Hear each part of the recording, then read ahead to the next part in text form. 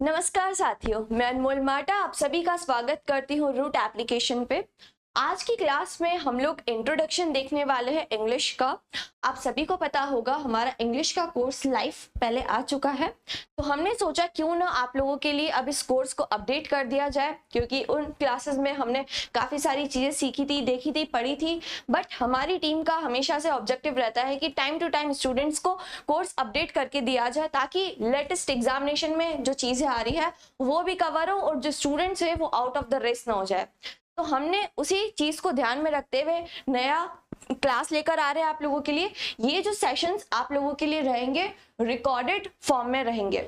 Although इसमें हमारा interaction नहीं होगा, लेकिन हाँ, एक चीज की श्योरिटी आपको ये रहेगी कि आपके जो भी डाउट्स है वो सब क्लियर किए जाएंगे। आपको कोई भी क्वेरी हो, कोई भी डाउट हो, आप यहाँ पर हमसे पूछ सकते हैं और उसका रिजोल्यूशन भी आपको दिया जाएगा। इस नई क्लास को स्टार्ट करने का मोटिव यही था कि मैं आप लोगों के साथ जो अभी नई नई चीजें एग्जाम में आई है उसको ध्यान रखते हुए कोर्स को मॉडिफाई करूं। तो आज की जो हमारी क्लास है वो बेसिक क्लास रहने वाली है।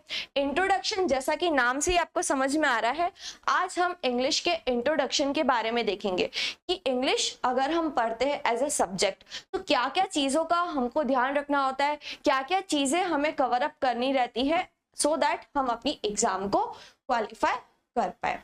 काफी सारे स्टूडेंट जो रहते हैं वो हिंदी बैकग्राउंड से रहते हैं। आप में से जो लोग वीडियो देख रहे हो सकता है वो हिंदी बैकग्राउंड से हो, लेकिन आप सभी को मैं ये कहना चाहूंगी कि भले ही आप किसी भी बैकग्राउंड से हो, ये मैटर नहीं करता है।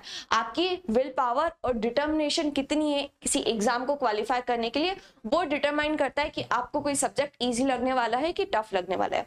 मेरे अपनी तरफ से 100% मेहनत रहेगी, एफर्ट्स रहेंगे कि मैं आप लोगों को इंग्लिश बहुत ही सिंप्लीफाइड वे में पढ़ाऊं, लेकिन साथ ही साथ जिम्मेदारी आपकी भी बनती है कि आप चीजों को पढ़ने के साथ साथ टाइम टू टाइम रिवाइज भी करें। सारे स्टूडेंट्स गलती क्या करते हैं कि पढ़ तो लेते हैं, सबसे दूसरे बहुत सारे टीचर से पढ़ लेंगे, जो मार्केट में नई किताब आएगी वो नई किताब भी उठा के पढ़ लेंगे, एक बड़ी सी घर में ही लाइब्रेरी बना देंगे, लेकिन रिवीजन नहीं करेंगे। तो आप सभी को बता दूं, जो सारे मैक्सिमम स्टूडेंट्स का रूट कॉज होता है वो होता है लैक ऑफ रिवीजन। तो मैं चाह रही हूँ जो भी स्टूडेंट्स मेरे साथ इस बैच में एनरोल है उनसे मैं यही रिक्वेस्ट करना चाहूंगी कि आप लोग हमेशा रिवीजन करना ना भूलें। जो भी पढ़ते हो नेक्स्ट डे उसको रिवाइज करो, प्रॉपर नोट्स बनाओ, सो दैट जब आपकी एग्जाम हो तब एग्जाम में आप चीजों को रिवाइज कर पाओ और अच्छे से पेपर अपना अटेम्प्ट कर पाओ। ठीक है, तो अब ज्ञान की बातें तो चलती रहेगी, पूरे कोर्स के टाइम में मैं आपको ज्ञान की चीजें देती ही रहूंगी। और उससे पहले मैं आपको थोड़ा सा अपना ब्रीफ इंट्रोडक्शन भी दे दूं। मेरा सिलेक्शन हो चुका है as an auditor SSC CGL 2021 examination के थ्रू, और सीएचएसएल भी मैंने एग्जाम क्वालिफाई किए। उसके अलावा यूपीएससी की जो सीडीएस एग्जाम होती है वो भी मैंने क्वालिफाई किया, और एफकेट भी। तो डिफरेंट एग्जाम्स मैंने क्वालिफाई किए, और इन सब एग्जाम्स में इंग्लिश टॉप प्रायोरिटी पे पूछा जाता है ना। तो इंग्लिश को लेके मेरा पिछले 2.5 से 3 सालों का एक्सपीरियंस है। मैंने काफी सारी एग्जाम्स भी निकाली और साथ ही साथ पढ़ाया भी है। तो आप मुझ पे एज अ मेंटर रिलाय कर सकते हो, आप मुझे अपना एज अ मेंटर समझ के चीजों को समझ सकते हो। क्यों? क्योंकि मुझे पता है बच्चों का प्रॉब्लम कहाँ है, कौन सी चीज उनको नहीं समझ में आती है, कौन से उनके लूप होल्स है। मैं आपके उन सारे लूप होल्स पे वर्क करवाऊंगी इन क्लासेस के दौरान। बट आपका काम क्या रहेगा, जिन चीजों को मैं बोल रही हूँ उसको बस फॉलो करना है और साथ ही साथ रिवीजन करना है। ठीक है, अगर आप इस वीडियो का पीडीएफ लेना चाहते हैं, डिटेल पीडीएफ लेना चाहते हैं, तो आप कहाँ से ले सकते हैं? 2 मिनट में मैं आपको थोड़ा सा एक्सप्लेन कर देता हूँ। देखिए फ्रेंड्स, हमारा करंट अफेयर का एक स्पेशल पैकेज है ओएसएस करंट अफेयर। इसी ओएसएस करंट अफेयर के पैकेज में जो भी आपको टॉपिक वाइज करंट अफेयर की पीडीएफ्स आने वाली है, ये सारी पीडीएफ मिल जाती है। देखिए करंट अफेयर को लेकर बच्चे बहुत परेशान होते हैं, लगातार मेरी बात भी होती रहती है। तो करंट अफेयर के लिए एक कंप्लीट सॉल्यूशन पैकेज हमने आपके लिए डिजाइन किया है, जो कि है ओएसएस पैकेज। इस ओएसएस पैकेज को मैं जल्दी से आपको थोड़ा एक्सप्लेन कर देता हूँ। इस ईयरली करंट अफेयर पैकेज में आपको हर मंथ करंट अफेयर का डिटेल ई बुक मिलता है, जिसमें छोटे छोटे करंट अफेयर जो होते हैं सभी को अच्छे से एक्सप्लेन किया जाता है। इसके अलावा हर मंथ जो आपको मंथली करंट अफेयर का वीडियो मिलता है उसका डिटेल पीडीएफ मिल जाता है इसके अंदर। इसके अलावा करंट अफेयर की आप इस पैकेज के अंदर प्रैक्टिस कर सकते हैं, टाइम टू टाइम टेस्ट दे सकते हैं। जितनी भी मैराथन्स चैनल के ऊपर डलती है यूट्यूब चैनल के ऊपर, उन सभी मैराथन्स का पीडीएफ आपको इस पैकेज में मिल जाता है। Topic wise current affair series जो होती है हमारी, उसका पीडीएफ आपको यहाँ पर मिल जाता है। करंट अफेयर की शंखनाद बुक का अपडेटेड पीडीएफ आपको यहाँ पर पैकेज में अवेलेबल हो जाता है। लेटेस्ट जो भी एग्जाम होती है उनके अंदर जो भी करंट अफेयर्स पूछे जा रहे हैं, क्या पैटर्न फॉलो हो रहा है, उन क्वेश्चंस का कलेक्शन भी आपको इस पैकेज के अंदर प्रोवाइड किया जाता है। तो कंप्लीट सॉल्यूशन हमने आपके लिए बनाया करंट अफेयर का। बार बार बच्चे परेशान होते हैं, तो आप एक पैकेज ले लीजिए और करंट अफेयर की टेंशन बिल्कुल खत्म कर लीजिए। ठीक है, जितने भी करंट अफेयर के वीडियोस आते हैं यूट्यूब के ऊपर, सभी का पीडीएफ आपको इसी पैकेज के अंदर प्रोवाइड कर दिया जाता है। तो बार बार आपको अलग से सर्च करने की जरूरत नहीं होती है कि कोई नया वीडियो आया है तो मैं उसको अपने कलेक्शन में ऐड कर लूँ। अगर आपने इस पैकेज को एनरोल कर रखा है तो आपको ऑटोमेटिकली पीडीएफ अपडेट हो जाता है। फ्रेंड्स, सबसे अच्छी बात, इंग्लिश एंड हिंदी दोनों लैंग्वेज में ये पैकेज अवेलेबल है आपके लिए। तो इसको एनरोल कर सकते हैं आप, 0 रुपये में एनरोल कर सकते हैं। 99 रुपीज़ का पैकेज है। 99 रुपीज़ आप जब पे करते हैं तो जो अमाउंट है 99 रुपीज़ का वो आपके आईडी पर क्रेडिट हो जाता है। उसको आप अदर पैकेज के साथ में यूज़ कर सकते हैं। जैसे मान लो आपको 100 आवर जीएस लेना है तो 100 आवर जीएस में आप फ्लेट 99 रुपीज़ जो है वो माइनस कर सकते हैं। तो इस तरीके से ये पैकेज आपको 0 रुपये में मिल जाता है। अगर आप ये पैकेज एनरोल करना चाहते हैं तो डिस्क्रिप्शन बॉक्स और कमेंट बॉक्स में लिंक दे रखा है, वहां पर क्लिक कर आप इसको एनरोल कर सकते हैं। इसके अलावा crazy GK trick application and root application download कर लीजिए, वहां पर आपको ऑप्शन मिल जाएगा। तो चलिए फ्रेंड्स, अगले क्वेश्चन की तरफ चलते हैं। तो हम अपनी क्लास स्टार्ट करते हैं और देख लेते हैं कि इंग्लिश को हम कितने पार्ट्स में डिवाइड करते हैं। स्क्रीन पे आप लोगों को भैया दिख ही रहा होगा, इंग्लिश जो है ना हम उसको 3 पार्ट्स में पढ़ते हैं। पहला तो भैया आप लोगों का ग्रामर। क्या है जी? ग्रामर। इंग्लिश क्या है? एक लैंग्वेज है। देखो, बचपन में हम लोगों को हिंदी कहाँ से आई? हमको जब प्यास लगती थी हम अपनी मदर से कहते थे मम्मा पानी दो। कहाँ से आया हमें बोलना? तभी आया जब हमारे आसपास बोली जाती थी। जो चीज हमारे आसपास बोली जाती है वो हम खुद ब खुद सीख जाते हैं, उसे सीखने की जरूरत नहीं पड़ती है। इंग्लिश बच्चों को सीखने में दिक्कत क्यों होती है? क्योंकि ज्यादा लोग उसे बोलते नहीं है, डे टू डे लाइफ में यूज करते नहीं है। जब तक आप किसी लैंग्वेज को अपनी डे टू डे लाइफ में यूज नहीं करोगे तब तक वो आपकी रूट्स में नहीं आ पाएगी। तो यही प्रॉब्लम है, इंग्लिश को जितना ज्यादा हो सके अपनी डे टू डे लाइफ में यूज करो। कैसे यूज करो? तो भैया हो सके तो थोड़ी देर अपने आप से इंग्लिश में कॉन्वर्जेशन करो। जो भी थॉट्स आपके दिन भर में चलते रहते हैं ना मन में, उसे इंग्लिश में बातें करो, है ना। जैसे आपको कुछ मन में अभी सोचना है तो सोचना भी इवन इंग्लिश में स्टार्ट कर दो, तो खुद ब खुद आपकी इंग्लिश अच्छी हो जाएगी, है ना। अब हम तो यहाँ पे कोर्स पढ़ रहे हैं, स्पोकन इंग्लिश वाला कोर्स तो कर नहीं रहे, तो मैं आपको जो दूसरी चीजें बताऊं, अभी हम लोग अपने बेसिक ग्रामर के बारे में बात करेंगे। तो देखो, इंग्लिश में सबसे पहले हम लोग ग्रामर कवर करने वाले हैं। ग्रामर में क्या क्या चीजें रहती है तो आप लोगों ने अभी तक 12th क्लास आप लोगों ने पढ़ी है, ऐसा मैं मान के चल रही हूँ। तो आप लोगों ने पार्ट्स ऑफ स्पीच पढ़ा होगा अपने स्कूल टाइम में। पार्ट ऑफ स्पीच होते हैं जिसमें टोटल 8 पार्ट्स होते हैं। नाउन, प्रोनाउन, एडजेक्टिव, एडवर्ब, ये सारी चीजें रहती है। उसके अलावा आप लोगों ने टेंसेस पढ़ा होगा, कंडीशनल सेंटेंसेस पढ़े होंगे, वॉइसेस पढ़ा होगा, नरेशन, काफी सारी चीजें आप लोगों ने पढ़ रखी है ऑलरेडी। तो ग्रामर के अंदर वही सारी चीजें आती है। सेकेंड जो पार्ट आपका रहता है इंग्लिश के अंदर वो होता है वोकैबुलरी। भाई आपको बता दे, वोकैबुलरी आज की डेट में एग्जाम का 70% वेटेज रखता है। 70% क्यों? क्योंकि एग्जामिनर आपसे डायरेक्ट क्वेश्चन भले करे ना करे लेकिन इनडायरेक्ट तो कर ही लेता है। भले ही एग्जाम में आपके डायरेक्ट क्वेश्चन आते हैं जैसे सिनोनिम्स हो गया, एंटोनिम्स हो गया, one word substitution, idiom phrases, ये सारी चीजें आपकी वोकैबुलरी के अंदर आती है।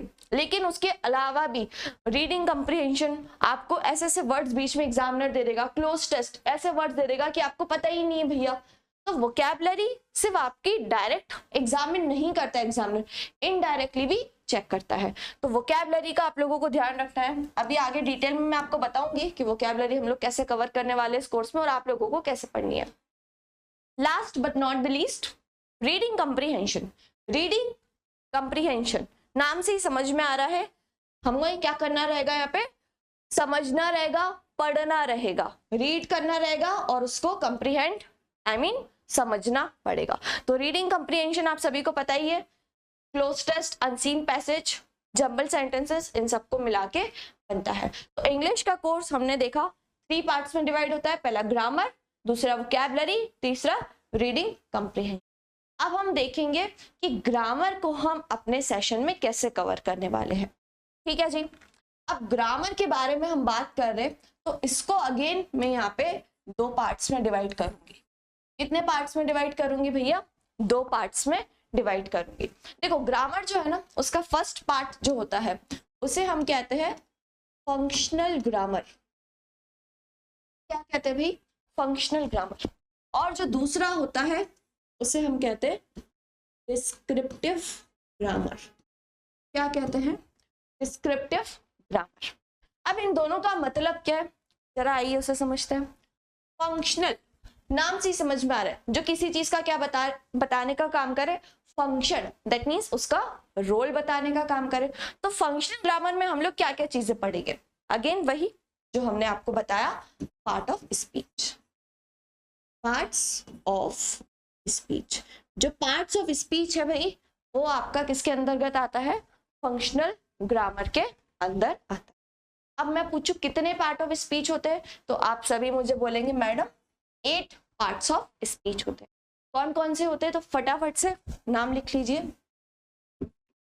Noun, second is pronoun, third one is adjective,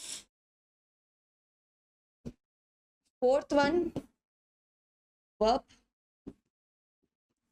adverb,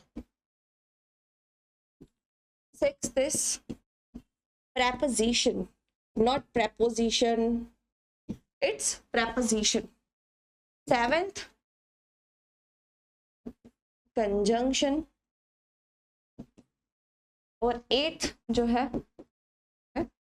interjection. Interjection.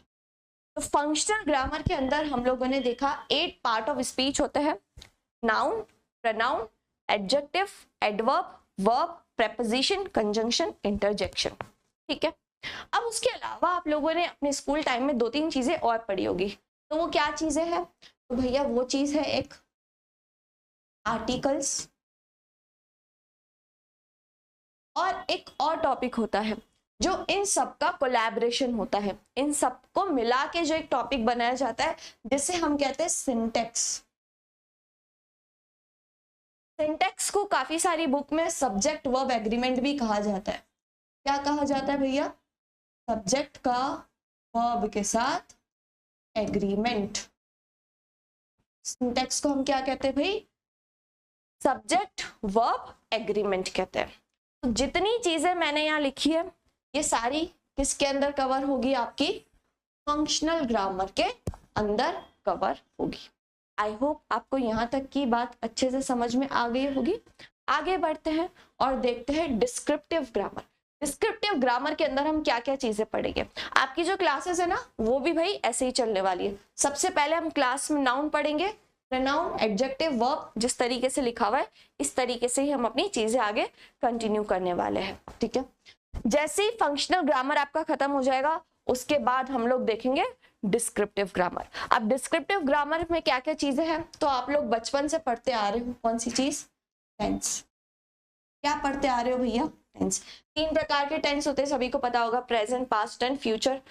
अभी डिटेल में नहीं बता रही हूँ, सारी चीजें अभी बेसिक अपन रख रहे हैं, है ना। जब डिटेल में बात आएगी तब बहुत ही गहराई में जाएंगे, अपन चीजों को समझेंगे। टेंस हो गया। टेंस के साथ ही एक टॉपिक होता है जिसे हम कहते हैं कंडीशनल सेंटेंसेस। क्या बोलते हैं भाई?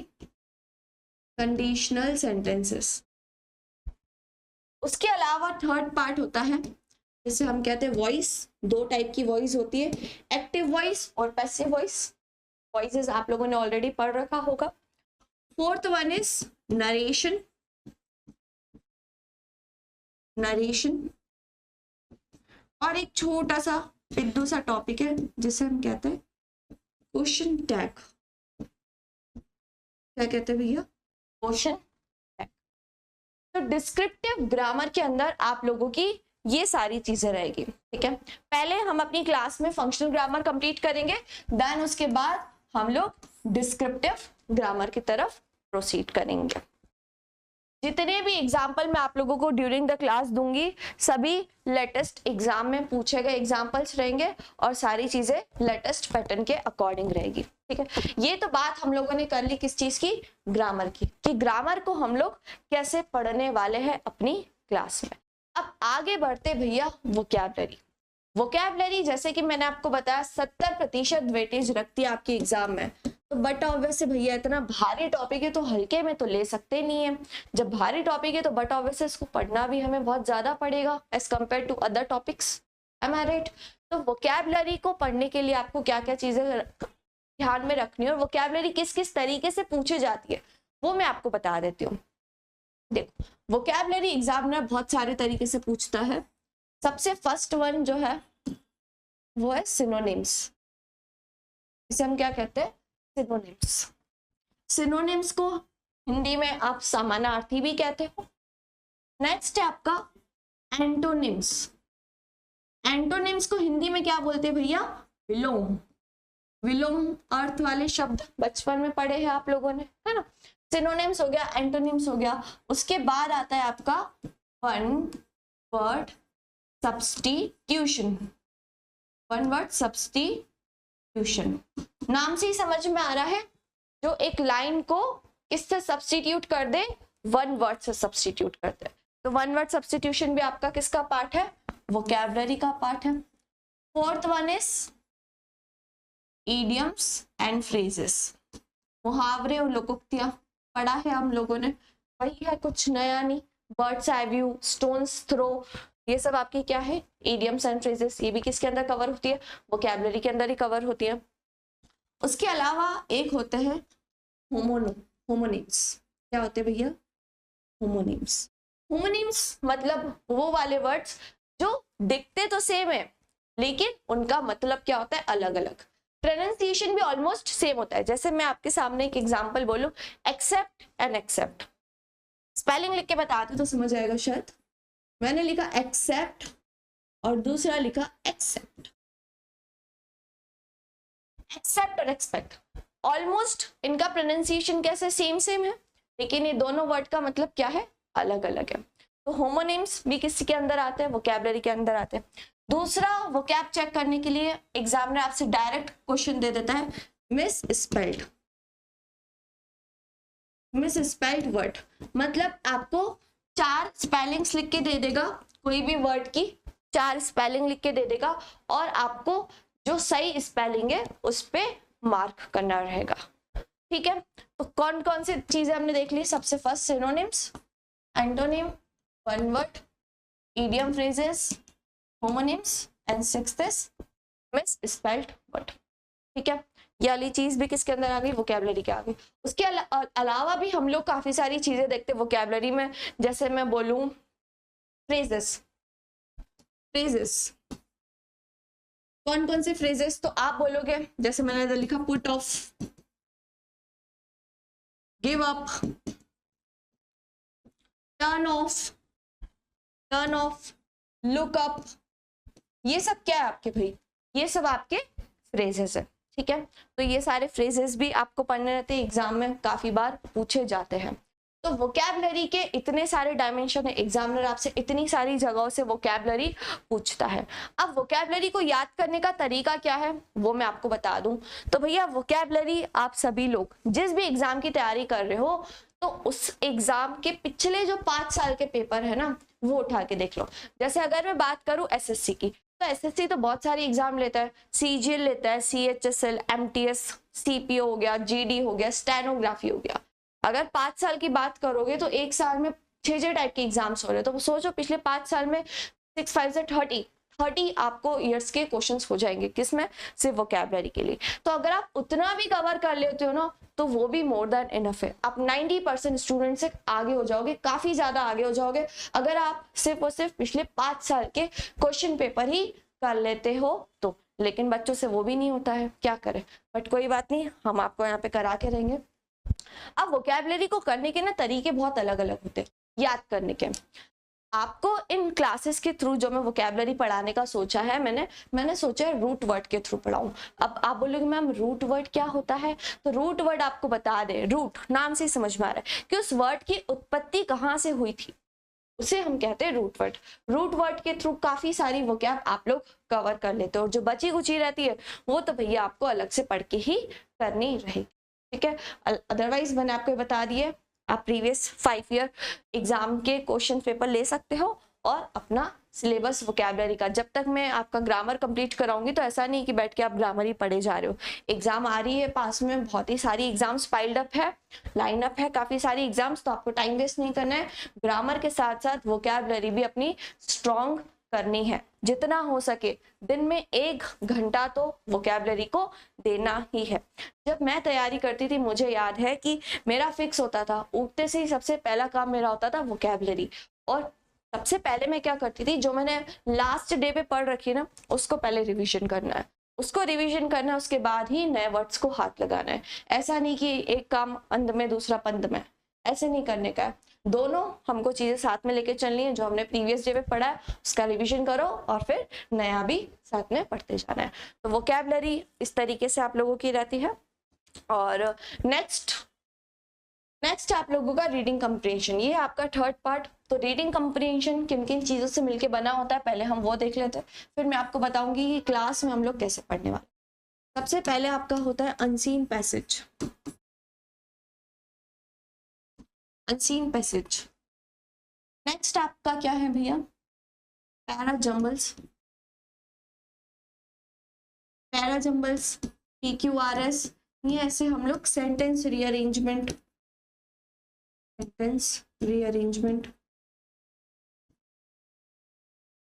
ठीक कहते हैं। इतने सारे नामों से जाना जाता है ये पैरा जंबल, जंबल सेंटेंसेस भी बोल देते हैं कभी कभी हम, है ना, जंबल्ड सेंटेंसेस।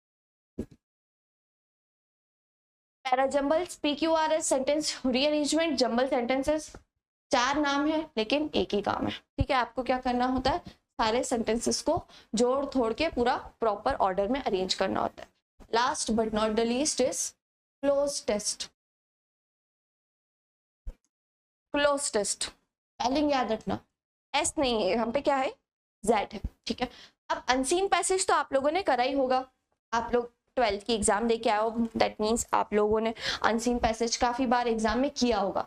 हो सकता है काफी सारे लोगों ने पैरा जंबल्स ये सब भी करा, लेकिन क्लोज टेस्ट मैक्सिमम बच्चों के लिए नई चीज होती है। और सबसे ज्यादा दिक्कत भी जहाँ होती है ना स्टूडेंट्स को, वो यही वाला सेक्शन है। इवन जब मैं खुद तैयारी कर रही थी ना, तब मुझको भी बहुत ज्यादा प्रॉब्लम होती थी क्लोज टेस्ट करने में। लेकिन वही है, आपको अपनी वॉरियर स्पिरिट हमेशा लाइव रखनी रहेगी। कोई भी चीज आपको अगर परेशान कर रही है तो उससे डरने का नहीं, उससे लड़ने का है। हमें सीखना है कि कैसे किस चीज को किया जाता है, क्योंकि कोई भी काम ऐसा नहीं कि आप नहीं कर पाओ, आप बिल्कुल कर सकते हो, लेकिन उसको करने का एक तरीका होता है। और जब तक आपको सही तरीका नहीं पता है तब तक आप लाख मेहनत कर लो, जितनी भी मेहनत कर लो, आप हमेशा गोल गोल घूमते रहोगे, लेकिन सही डायरेक्शन, सही रास्ते पर नहीं आ पाओगे। तो आपको भैया सही डायरेक्शन, सही रास्ते पे लाने के लिए सारा रीडिंग कंप्रीहेंशन वाला पार्ट भी मैं कवर कराऊंगी। बट उसके लिए कंडीशन ये है कि आपको अभी से ही कुछ न कुछ रीडिंग की हैबिट अपने अंदर इनकलकेट करनी होगी। भले ही आप 15 मिनट पढ़ो, 20 मिनट पढ़ो, जितनी देर पढ़ सकते हो पढ़ो, लेकिन पढ़ना इज वेरी इंपॉर्टेंट। क्योंकि आजकल देखा गया है एग्जामिनर बच्चों को फंसाने की कोशिश करता है, बड़े बड़े पैसेज दे देता है।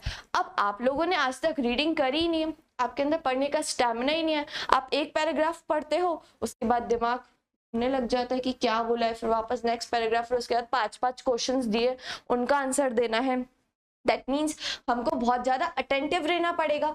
अब ये अटेंटिवनेस आएगी कहाँ से, बट ऑब्वियसली जब आप रीडिंग करोगे, है ना। आजकल रील्स देख देख के सब लोगों ने अपने माइंड को एकदम पैसिव बना दिया है ना। तो जो लंबी लंबी चीजें हैं वो हमको याद ही नहीं रहती है, बिल्कुल शॉर्ट टाइम का एंटरटेनमेंट हमको चाहिए रहता है हर थोड़ी देर में। तो उससे दूर निकलिए भैया, हमको एग्जाम निकालनी है पहले, उसके बाद रील देखनी है, रीलें देखनी है, जो भी देखना है देखो। सबसे पहले हमारा भी टारगेट क्या है भैया, एग्जाम को क्वालिफाई करना है। उसके लिए भले मोबाइल से दूरी बनानी पड़े, बना दो, सब कुछ छोड़ दो, लेकिन फोकस करो। तो ये 3 चीजें आप लोगों की रहेगी, unseen passage, para jumbles, cloze test. Cloze test क्या होता है तो थोड़ा सा शॉर्ट में आपको बता दूं। आप लोगों को एक पैराग्राफ दिया हुआ रहता है, एक पैराग्राफ दिया हुआ रहता है और बीच में आप लोगों के ब्लैंक्स रहते हैं। आपको क्या करना रहता है, इन ब्लैंक्स को फिल करने के लिए एग्जामिनर आपको 4 ऑप्शन देता है, उन 4 में से कोई एक करेक्ट होता है जो आपको पैसेज पढ़ के समझ में आएगा।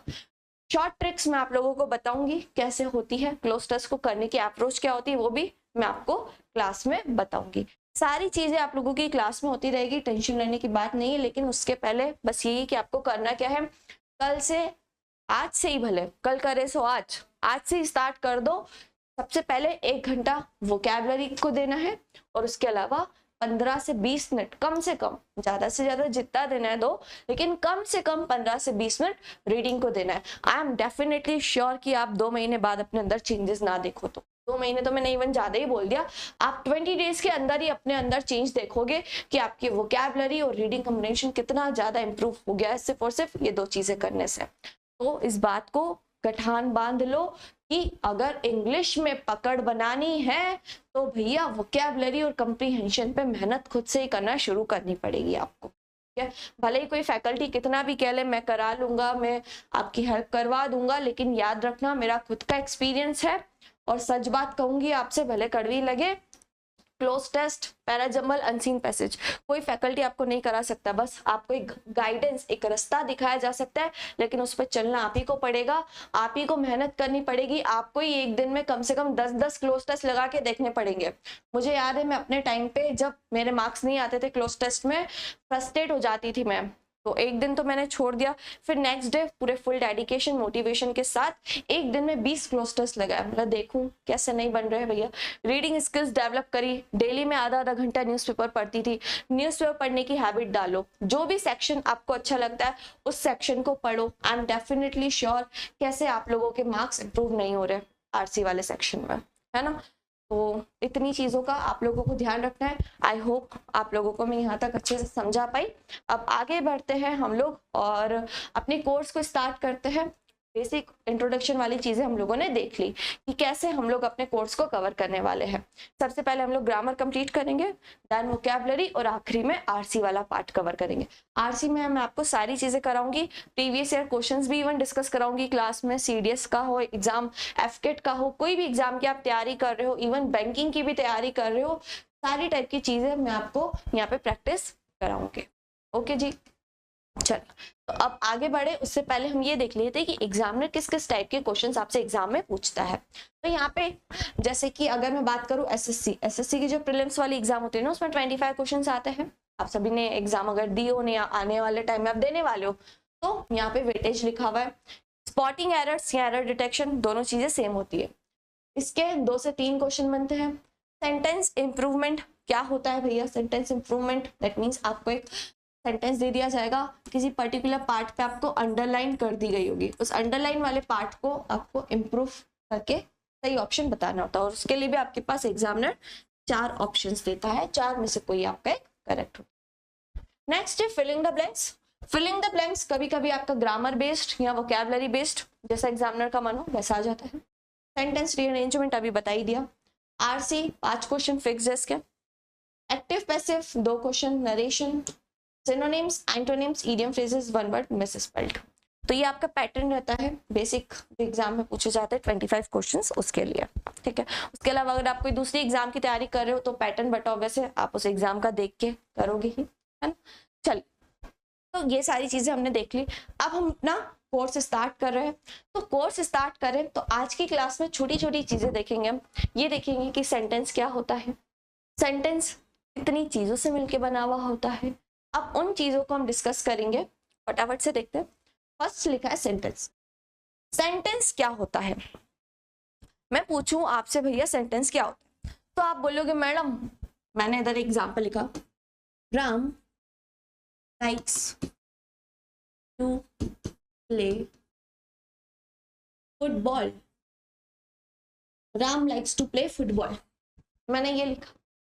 अब पूछो ये क्या है तो आप बोलोगे मैडम सेंटेंस है। क्यों सेंटेंस है? मैम अगर पूछो आप लोगों से क्यों सेंटेंस है तो आप बोलोगे मैडम यहाँ पे आपका सेंटेंस में सब्जेक्ट भी है, वर्ब भी है और ऑब्जेक्ट भी है। दैट मीन्स जहां पर भी आपका सब्जेक्ट, वर्ब और ऑब्जेक्ट ये तीनों चीजें फुलफिल हो रही हो उसे हम क्या कहते हैं? सेंटेंस। अगर और सिंपल लैंग्वेज में बात करूं मैं तो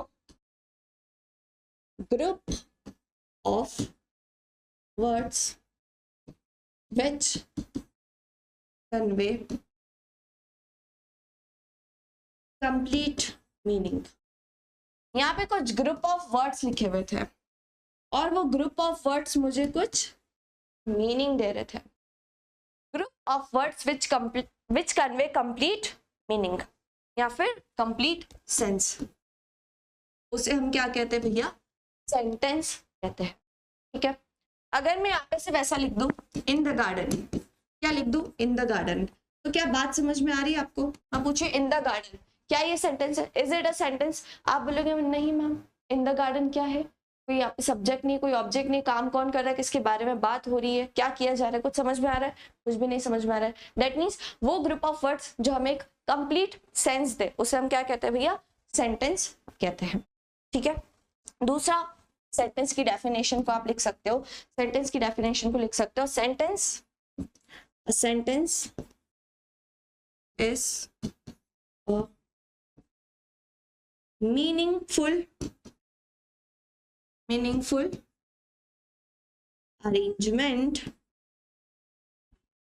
arrangement of words।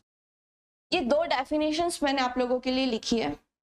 ठीक है, a sentence is a meaningful arrangement of words, ये दोनों डेफिनेशन आप लिख सकते हो किसके लिए, सेंटेंस के। आई होप आपको यहाँ तक की कहानी समझ में आ रही होगी। अब आगे बढ़ते हैं हम लोग और देखते नेक्स्ट चीज क्या है। अब देखो, हमने सेंटेंस तो देख ली, अब सेंटेंस जो है ना वो दो चीजों से मिलके बना होता है, और वो दो चीजें कौन सी है, आप लोगों के सामने स्क्रीन पर गिवन है। पहली चीज है आपका सब्जेक्ट, दूसरी चीज है क्या, प्रेडिकेट। अब लास्ट वाली स्लाइड में अगर मैं देखूं, जैसे इधर मैंने एग्जाम्पल लिखा था, Ram likes to play football, तो यहाँ पर मैं पूछूं सब्जेक्ट क्या है, तो आप बोलेंगे मैडम ये सब्जेक्ट क्या होता है, पहले वो तो बता दो। तो देखो, सब्जेक्ट का मतलब होता है कर्ता, जो कोई भी एक्शन को कर रहा है, या मैं बोलूं जिसके बारे में बात की जा रही है, उसे हम क्या कहते हैं भैया, सब्जेक्ट कहते हैं। तो यहाँ पे किसके बारे में बात की जा रही है, तो आप बोलोगे मैडम राम के बारे में बात की जा रही है। दैट मीन्स इस सेंटेंस का सब्जेक्ट क्या हो गया, राम हो गया। अब राम हो गया सब्जेक्ट, तो जो बाकी बचा हुआ पार्ट है वो क्या होगा, डेफिनेटली सी बात है, वो होगा आपका प्रेडिकेट। क्या होगा डियर स्टूडेंट्स, प्रेडिकेट। तो याद रखिएगा, सेंटेंस में जिसके बारे में बात की जा रही है वो है आपका सब्जेक्ट, और बाकी बचा हुआ जितना भी पार्ट है उसे हम क्या कहते हैं, प्रेडिकेट कहते हैं। तो जरा आप सभी लोग सब्जेक्ट की डेफिनेशन लिखो, सब्जेक्ट की डेफिनेशन लिखो। क्या लिखोगे, अ subject is someone or something। बहुत बेसिक सी चीज पढ़ा रही हूँ, लेकिन पता होनी चाहिए, कुछ लोगों को इसके बीच में भी डिफरेंस नहीं पता होता है। ठीक है, अ सब्जेक्ट इज समवन और something that we talk about.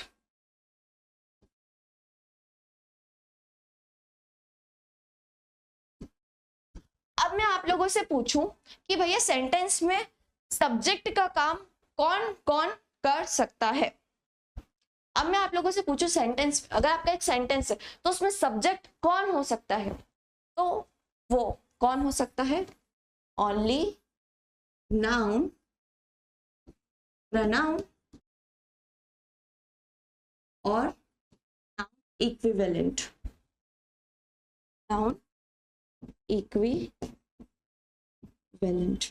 याद रखना, एक छोटी सी चीज आप सभी को पता होनी चाहिए कि मैं पूछूं सेंटेंस में सब्जेक्ट का काम कौन करता है, तो सब्जेक्ट का काम करता है नाउन, प्रोनाउन या तो फिर नाउन इक्विवेलेंट, ये यूज होता है। ठीक है, तो ये चीज हम लोगों ने समझी किसके बारे में, सब्जेक्ट के बारे में।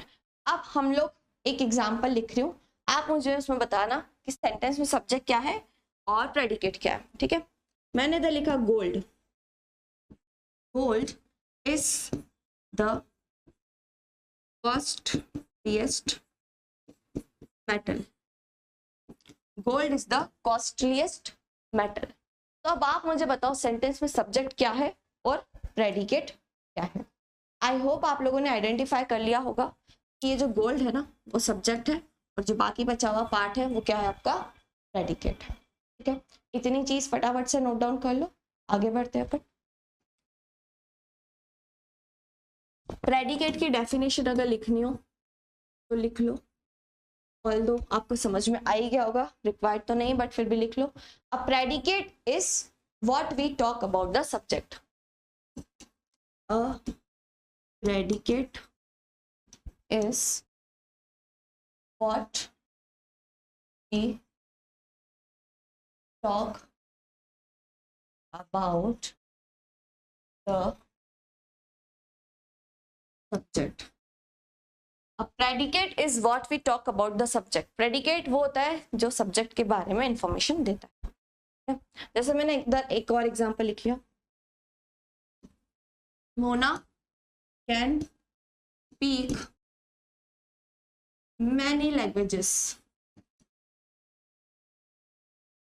Mona can speak many languages. अब मैं आप लोगों से इस एग्जांपल में पूछूं कि भैया सब्जेक्ट क्या है और प्रेडिकेट क्या है, तो सारे लोग बहुत इजीली आइडेंटिफाई कर पाएंगे कि मोना जो है वो आपका सब्जेक्ट है क्योंकि ये नाउन है, और जो बाकी बचा हुआ पार्ट है ये आपका क्या है, प्रेडिकेट। आई होप इतनी बेसिक सी चीज आपको समझ में आ गई होगी। ज्यादा टाइम वेस्ट नहीं करते और आगे बढ़ते फटाफट से।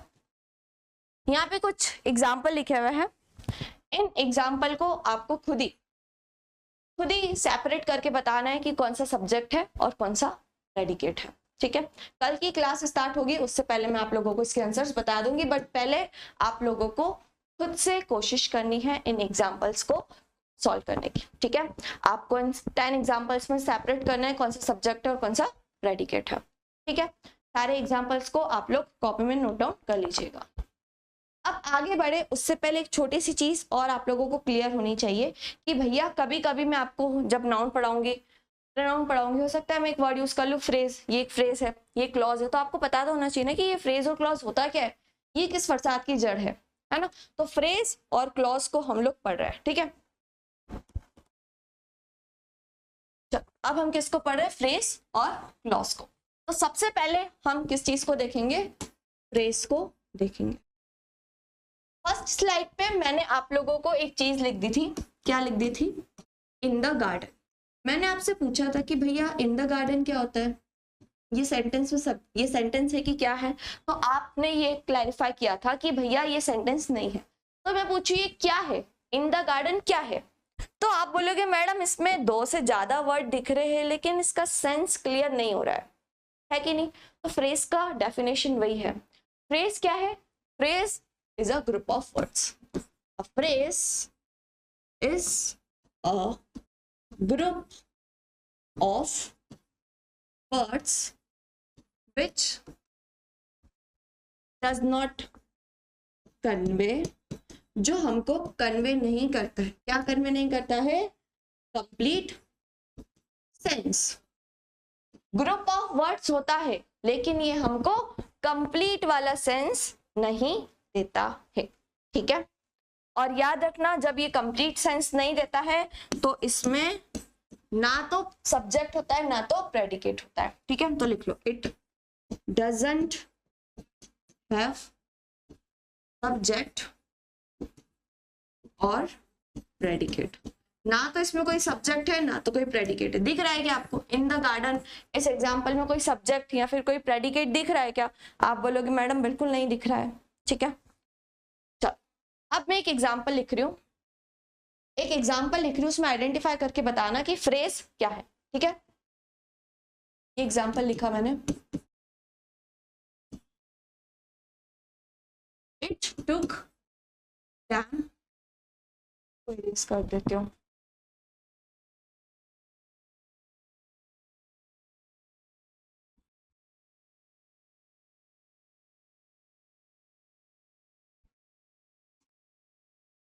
it took them 2.5 years। जितने भी स्टूडेंट इस सेशन को देख रहे भैया वीडियो पॉज करके थोड़ा सा अपने दिमाग का प्रयोग करें और मुझे बताएं कि यहाँ पे फ्रेज क्या है। It took them 2.5 years, sorry. सभी लोग मुझे बताएं कि यहाँ पर फ्रेज क्या है। आई होप आप में से 90% लोगों ने इसको मार्क किया होगा। अब मैं पूछूं ये क्या फ्रेज है, तो आप बोलोगे मैडम नाउन फ्रेज। ठीक है, क्या है ये फ्रेज। आगे बढ़ते अपन। देख लेते हैं किसके बारे में, क्लॉज के बारे में देख लेते हैं। यहाँ पे हम लोग बढ़ लेते हैं, किसके बारे में देख लेते हैं, क्लॉज के बारे में पढ़ लेते हैं। अब फ्रेज तो आप लोगों ने देख लिया, अब हम बढ़ रहे हैं क्लॉज। अब मैं क्लॉज के बारे में पढ़ा हूँ, उससे पहले मैं आप लोगों के लिए कुछ एग्जाम्पल्स लिख रही हूँ, ठीक है, कुछ एग्जाम्पल्स लिख रही हूँ, जरा ध्यान से देखो।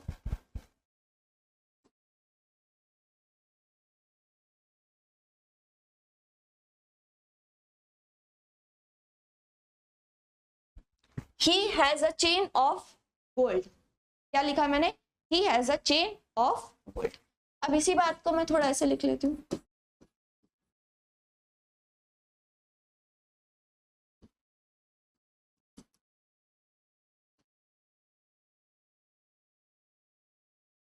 he has a chain which is made of gold। अब मैं आपसे पूछूं, भैया मुझे बताओ इन दोनों सेंटेंस में क्या डिफरेंस है। आप बोलोगे मैडम कुछ भी डिफरेंस नहीं है, तो कुछ भी डिफरेंस नहीं है तो अच्छा जरा मुझे यहाँ पे फ्रेज को आइडेंटिफाई करके बताओ, क्लॉज को आइडेंटिफाई करके बताओ। देखो फर्स्ट सेंटेंस में लिखा है he has a chain of gold, तो यहाँ पे ऑफ गोल्ड क्या है, तो आप बोलोगे मैडम ये फ्रेज है, ग्रुप ऑफ वर्ड्स है, कंप्लीट सेंस नहीं दे रहा है। लेकिन अगर इस वाले सेंटेंस में बोलो he has a chain which is made of gold, तो जो which is made of gold है ना, ये क्या है आपका क्लॉज। तो अब क्लॉज की डेफिनेशन क्या निकली, क्लॉज की डेफिनेशन वो निकली जिसके पास खुद का सब्जेक्ट हो, वर्ब हो और इवन ऑब्जेक्ट भी हो, उसे हम क्या कहते हैं, क्लॉज कहते हैं। अब क्लॉज के भी डिफरेंट टाइप्स होते हैं, प्रिंसिपल क्लॉज और मेन क्लॉज एक ही होता है, उसके अलावा कोऑर्डिनेट क्लॉज होते हैं, सब ऑर्डिनेट क्लॉज होते हैं, वो हम आगे देखेंगे, अभी इतना ज्यादा डिटेल में पढ़ने की जरूरत नहीं है। लेकिन एक और एग्जाम्पल मैं आप लोगों को लिख देती हूँ ताकि आपको समझ में आ जाए, ठीक है। बस क्लॉज की डेफिनेशन आपको लिखनी हो तो लिख लेना। क्लॉज की डेफिनेशन में क्या लिख सकते हो, a clause is a part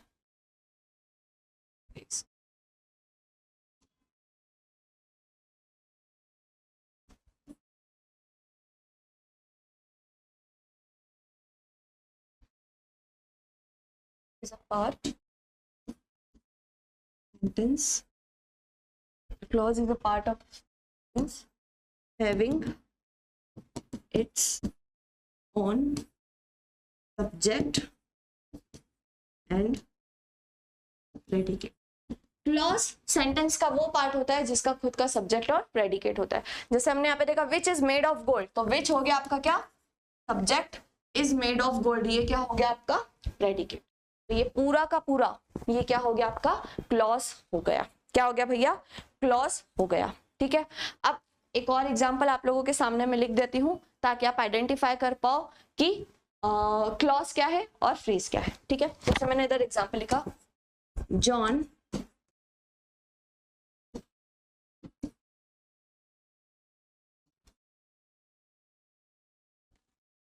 John reached the station after the train had left। John reached the station after the train had left। अब आप लोगों से मैं पूछूं कि सेंटेंस में मुझे आइडेंटिफाई करके बताओ कि क्लॉज कौन सा है, तो आप क्या बोलोगे madam, John reached the station, ये भी क्लॉज है और ये भी क्लॉज है। क्यों, क्योंकि यहां से यहां तक ये एक सेंटेंस हो गया, उसके बाद ही आफ्टर क्या करने का काम कर रहा है, इन दोनों सेंटेंस को कनेक्ट करने का काम कर रहा है। तो याद रखना ये हो गया आपका कंजंक्शन, ये जो ऊपर वाला क्लॉज है ये हो गया आपका मेन क्लॉज और ये हो गया आपका कोऑर्डिनेटेड क्लॉज। अभी ज्यादा कंफ्यूज होने की बात नहीं है, बस याद रखना क्लॉज क्या होता है, जिसमें खुद का क्या हो, सब्जेक्ट और प्रेडिकेट हो। तो यहाँ पे सब्जेक्ट है, ये प्रेडिकेट है, ये सब्जेक्ट है, फिर प्रेडिकेट है, दैट मीन्स सेंटेंस में आपके क्या है भैया, दो क्लॉजेस है। स्टार्टिंग वाला आपका मेन क्लॉज है और बाद वाला आपका कौन सा क्लॉज है, सबऑर्डिनेट क्लॉज। आई होप आपको यहाँ तक की कहानी समझ में आई होगी। अब यहाँ पे कुछ एक्सरसाइज दी हुई है, ये आप लोगों को मैं होमवर्क में दे रही हूँ।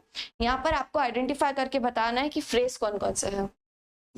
आइडेंटिफाई फ्रेज, इसमें मुझे सभी लोग फ्रेज आइडेंटिफाई करके बताएंगे। क्या बताएंगे, फ्रेज। इन सारे 5 के 5 एग्जाम्पल्स में आपको फ्रेज को आइडेंटिफाई करके बताना है, अंडरलाइन करके बताना है। ठीक है, कल की क्लास में इसके आंसर्स बता दूंगी और इसमें आपको आइडेंटिफाई करना है क्या, क्लॉज। इसमें आइडेंटिफाई करना है आपको क्या, कल की क्लास में इसके आंसर्स मैं आपको रीजन के साथ बता दूंगी। ठीक है, आई होप आपको यहाँ तक की कहानी समझ में आ गई होगी। तो सेशन इसके आगे का हम लोग कल कंटिन्यू करेंगे। कल की क्लास में हम लोग थोड़ा सा पार्ट ऑफ स्पीच के बारे में इंट्रोडक्शन देखेंगे कि पार्ट ऑफ स्पीच कितने प्रकार के होते हैं और क्या क्या होते हैं, ब्रीफ इंट्रोडक्शन। फिर उसके बाद जो हमारा मेन टॉपिक है नाउन, वहां से हम अपनी कथा शुरू करेंगे। तो आज का सेशन आई होप आप लोगों को समझ में आया होगा, काफी सारी चीजें आप लोगों के दिमाग में गई होगी और जो भी चीजें मैंने बोली है उन को सभी लोग याद रखिएगा। ठीक है, जो भी चीजें मैं बता रही हूँ खुद के एक्सपीरियंस से बता रही हूँ, है ना। तो आप लोगों को सारी चीजें बहुत अच्छे से ध्यान रखनी है और साथ ही साथ क्लास के नोट्स भी बनाते जाने हैं। क्लास के नोट्स नहीं बनाओगे तो याद रखना आखिरी में बहुत पछताओगे। अभी साथ साथ सेशंस चल रहे हैं तो बना लो। जिनको ज्यादा जल्दी कोर्स कंप्लीट करने के लिए, तो उनके लिए हमारे पास रिकॉर्डेड सेशंस अवेलेबल है ऑलरेडी, आप चाहो तो वो देख सकते हो। अदरवाइज 1 महीने के अंदर सारा नया बैच भी, पूरा नया कोर्स भी अपडेटेड होके आप लोगों को मिल जाएगा। ठीक है, तो सेशन यहीं पे वाइंड अप कर रहे हैं। आई होप आपको अच्छे से समझ में आया होगा, और भी अगर कुछ डाउट हो तो आप पूछ सकते हैं। ओके, तो नेक्स्ट सेशन में जल्दी मिलेंगे। सभी को गुड बाय एंड जय हिंद ऑल।